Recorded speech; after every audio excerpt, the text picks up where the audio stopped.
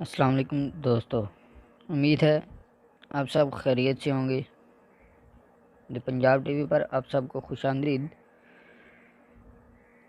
انشاءاللہ آج ہم سورہ فلق اور ایک اور سورہ پڑھیں گے۔ ہم غور کریں گے ان غلطیوں پر جو زیادہ تر ہم پڑھتے ہوئے قرآن پاک کو کرتے ہیں۔ تو چلیں آئیں سٹارٹ کرتے ہیں۔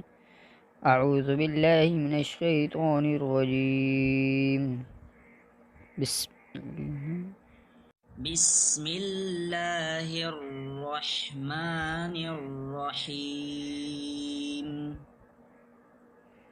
قل اعوذ برب الفلق، قل اعوذ برب الفلق من شر ما خلق، من شر ما خلق،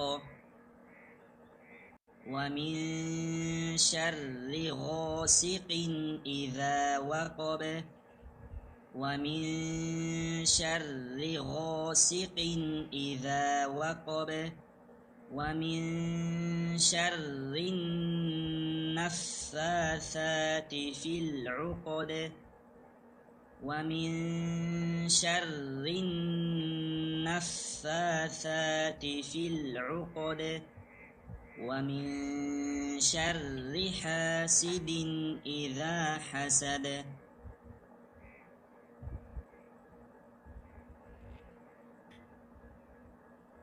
بسم اللہ الرحمن الرحیم۔